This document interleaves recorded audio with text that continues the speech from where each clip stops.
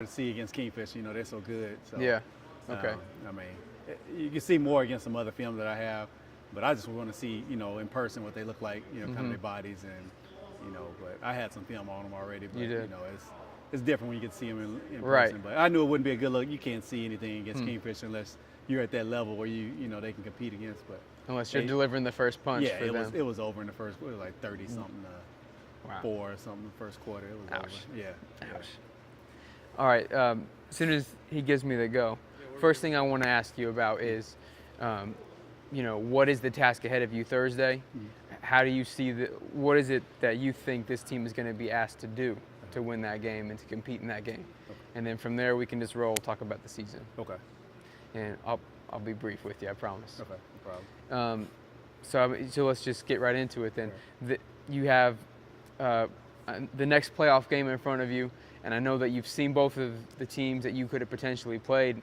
You know what the team is up against. How would you define what it is the guys need to do Thursday to win in advance? Honestly, man, other than it being playoff basketball and intensity being up, what we've been doing to win all year, I think we match up well against this team. They're not bigger than us. They're not, that's one of the things we run up against is the size factor. The matchup is to our favor this time, actually. Even depth, we're a lot deeper than them and even older. So, that part is in our favor. We just got to come out and play. And if we do what we've been doing, we play hard, we play hard, we play fast, we defend. We just move the ball and take good shots. Those are the basic things of basketball, which sounds simple, but, it hadn't always been. But more than anything is our defensive end, keeping their shots in the paint to a minimum, making them shooters on the perimeter, and then limiting them to one shot. Second chance points have to be to a minimum also for us to be successful this weekend. Well, that'll tear anybody up. Right. You give a guy a chance after he's missed a long three to try to get a layup, right, and they feel like they scored twice on you, really. Right. So I wanted to ask you, you guys seem to have a pretty good understanding of what their role is during the game. Right. Was it always like that this season? No. We actually have one practice about midway where, it was kind of sort of defined, but I just went around the room, asked every single person, what is their role? By that time it was getting pretty defined. They were able to answer to somewhat of a degree to what I was looking for. Which is what I want to know. I want to know, what in your mind, what do you think you are, as compared to what I need you to be and what we need you to be. But yeah, we've had that conversation. Some people we've had to tell, you're not that player. You can't stand on the three-point line and take 6 of those in a game. We need you doing other things. And so we've had to define those roles, because we are young, and sometimes that takes time. And over time, like I said, this year we progressed and the guys, kind of naturally filling their role and seeing what other guys. And the good thing about it is, everybody's accepted their role. They accepted that, some shots are available to other guys that may not be available to me. Some guys shoot more than I do. My role is to play a little bit more defense and to help rebound and get those guys shots that should be taking them. So that's always the hardest thing with teams, and especially young teams and experienced teams. But, I think we've done a good job of getting there. I think it's been obvious, really. Yeah. I mean, it's clear to see that they know how to work with each other. Right. And they wouldn't know how to work with each other if they didn't know what everybody's job was. Right. There's been a few times when you've come back, you made a run of like 10-2 run, something like this, to try to keep a game active in the third quarter and stuff. And that takes some grit and not giving up after you've made a shot, or not giving up after you made a defensive stop, adding on to it on the other end of the court. Do you think that they have gotten better at that this year as well? Oh, yeah. It's not one aspect of the game we haven't got better at, over this year compared to last year. And really that, last year at times, kind of your example, if teams would have made a run on us, we wouldn't have fought back. We would have just laid down and let them take over the game and just do what they want. This year, we've had those runs where teams, they made a run. They've been up 10 points. They've gone up 12 plus, and we fought back and got in. Some we won, some we lost. But we never feel like we're out of it. I never see that we're done. Look in their eyes. They keep battling and give us something. Which is what all you can ask for. Right. Because teams, and we always talk about it. Basketball is a game of run. Who makes the most wins? When they go on theirs, we got to stop theirs and go continue on ours. And we got to go on as many as possible and don't let them stop ours so easily. But we know it's coming. It's coming on our end. It's gonna come on their end. It's can we shut theirs down and go on enough of one to get back where we need to be is when the game is going on at that point. Has there been a touchstone moment in this season? I mean, what game has been most important for your team? And I don't know if it's been one game. I think, I don't know, I think back into, probably, or I will say that. I think early in that Cleveland tournament, playing against a team like Chisholm, one that, last year where they really give us trouble. And kind of like we just talked about, being down early. We were down the whole game. We fought and then we cut it to 6 or 8 or something like that with the last few minutes. Just ran out of time. But then, I think that was a moment where they were like, we can compete, with anybody. Because at that time, I think it was top 15. Okay. We had played Bristol. We won one. But still, going in against the top 15 out of the season, I think they went pretty deep last year. To take them, and then come right back the next day. We played Ponca City, another big team, another experienced team that were playing good. Have a chance to win.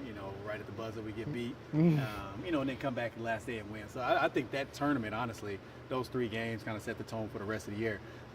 Right there, let us know and let them know, more importantly, that we could play. Play with anybody. Whether they were big, small. Bigger school in class, smaller school in class, we were okay, and we were going to be okay if we played like this, like we showed we could play in that tournament. And we have this year. That really is true. Yeah. It's hard sometimes to get the guys to see it when they're in the moment. Right. Because all they see are what they've known about these teams for years, right? Right. Like you said, a classification. Right. They think because you slap that 5A on there that there's some other animal. Right. And they're not. Right.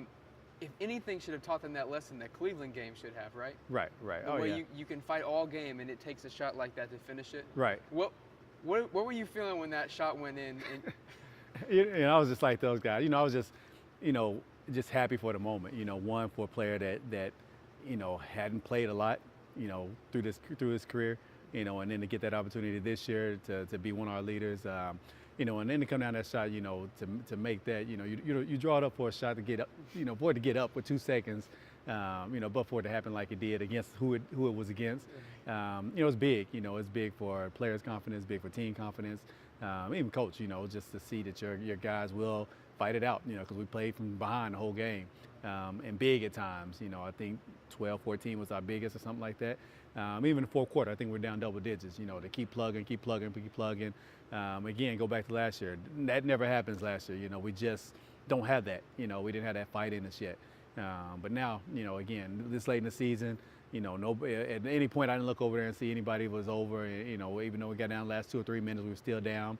We were still fighting. And even at that last shot, nobody thought it was over. They knew that if we got one of those looks, we had a chance. And hey, all you gotta do is get it up and give yourself a shot. And then that was it. Yeah, that was great. Yeah. They'll never forget something like that. Right. And that's what I told them. I said, hey, I played for years as a high school and college player. I've coached for years. I've never been on that end of that play. We've been on. I've always been on the other end. Either up or down, and we missed a shot, or somebody made it against us. But to walk off like that, it was even the first time for me. So, that's good. So it was a good feeling. What is the single best thing that they could do in your eyes during a game that you would feel most proud of, either as individuals or a team, from what you've tried to teach this season?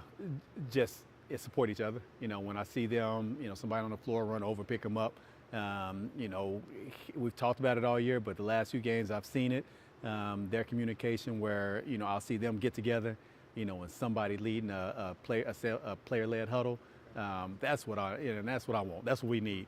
Because like I told them, we're only as good as our leaders on the court. I can do, and Coach G and I can do all we want from the sidelines, but until we get that, what we're trying to give you guys on the court, somebody telling teammates, hey, come on, we need to pick it up. We need to make a play. We need to get a stop. We need to be, until we get that, that's when we take that next level. And I've seen the last couple games, and I even mentioned it to them in that Cleveland game. I had a timeout, and we huddled, and right after that, the team went over, and I saw the players call each other, and they talked about something again. I don't even know what it was. I just saw it in the dress. I said, that's it right there. I said, that's basketball. That's a team, and that's a team that's going somewhere when you can do that, and a player is leading something like that. That's cool. Yeah.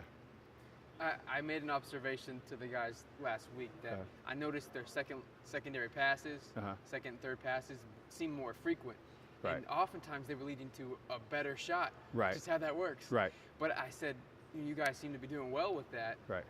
Is that, how'd you get to that point? That's intentional. You know, we practice that. You know, we got a drill we call one more.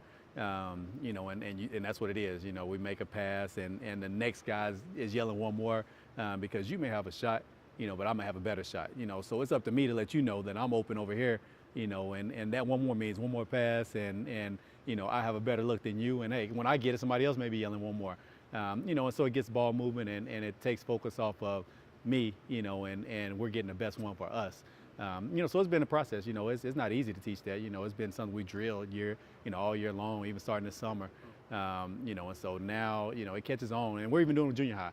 I mean, if you ever watch those guys playing, they love one more. You'll hear that even more than you do it in a high school game because they know if I yell it, I'll get a shot. You know, so it's a program thing. You know, we've started it down there so that, you know, as they get older, it's just part of what we do. You know, we get that communication, we get that unselfishness, and we get the best shot for us. You know, at the time, whether it be a range shot or a layup, but with the ball moving and people being willing to pass up one, and we talk about that being, you know, making the play is just as good as scoring. You know, even if you don't get the shot, you know, maybe make that one more pass that gets us a layup, or make the one more pass that gets the open three. You know, even though you had a good shot, we just got a better shot. You know, and you still made a solid play because people that see the game and know the game understand what just happened. You know, sometimes, you know, parents and those people, they don't understand that you passed up one for somebody else. But people that really know the game, you know, if you want to go play next level, coaches that may be in the stands, they recognize that, you know, that you were unselfish and you gave up a good look for a better look for the team, you know. And so those kind of decisions are intentional. You know, we coach those. It doesn't happen on its own. Right, so right. I believe you. Yeah. Just two more questions for you. If you had to right now, could you do a dive in Carolina? Could I? No. No. I'm past those days. Yeah, that's a young man's drill. Yeah, we only do those if we have to. You know, it's a play off of suicide. What it is a suicide, but instead of touching the line with your foot, everyone, you dive. And so those are special occasions. You know, and so I may have to do one for him for the end of the year just to show him that I still have a little bit left in the tank. And so, you know, when they hear those are an option, you know, we get a lot of things done when that's an option. So I believe you. Yeah. So you may have to make a deal with them. Right. This next week. Right. You win a couple games, you might get me lace up and perform more. Exactly. Okay, Coach, thanks a lot, man. All right, appreciate it. It was a lot of fun talking to you. All right.